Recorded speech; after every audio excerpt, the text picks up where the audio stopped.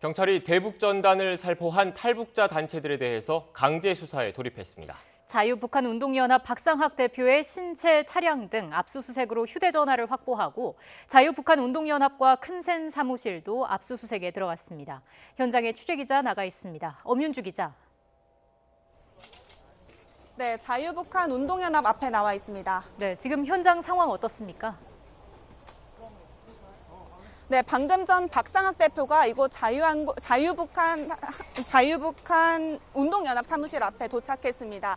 도착하자마자 취재진들의 질문을 받았는데요. 대부분 답변은 이번 압수수색에 대해서 부당하다라는 입장을 표했습니다. 그러면서 3층 사무실로 향했습니다. 앞서 변호인 역시 잠시 사무실에 들렀는데요. 변호인은 기자들과 만나 간첩 잡는 서울청 보안수사대가 북한 주민을 돕는 사람을 수사하는 게 타당한지 의문이라며 불만을 나타냈습니다. 경찰은 대북전단 관련 서류나 컴퓨터 저장 장치, 자금 운영 내역이 담긴 장부 등을 확보하기 위해 압수수색에 나설 것으로 보입니다. 앞서 경찰은 박상학 대표 신체와 차량에 대한 압수수색 영장을 발부받아 휴대전화 등을 확보한 것으로 전해졌습니다. 또 이곳 자유북한운동연합 외에도 박상학 대표의 동생 박정호 씨가 운영하는 탈북민 단체 큰샘 사무실에서도 압수수색을 진행하고 있습니다.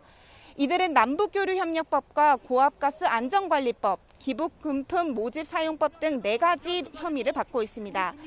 통일부가 지난 11일 이들 단체에 대해 수사를 의뢰한 지 보름 만에 강제 수사에 돌입한 셈입니다.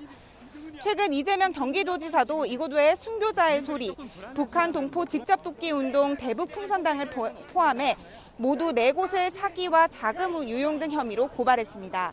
특히 자유북한운동연합의 경우 최근 10여 년 동안 80여 차례 대북전단을 살포한 것으로 파악됐는데요.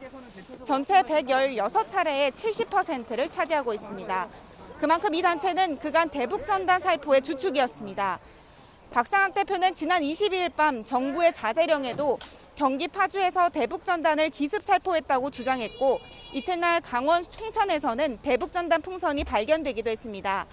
통일부는 일단 박 대표가 구매한 준비물자 내역과 풍향 등 상황을 감안할 때 북측 지역으로 이동한 전단은 없는 것으로 보고 있습니다.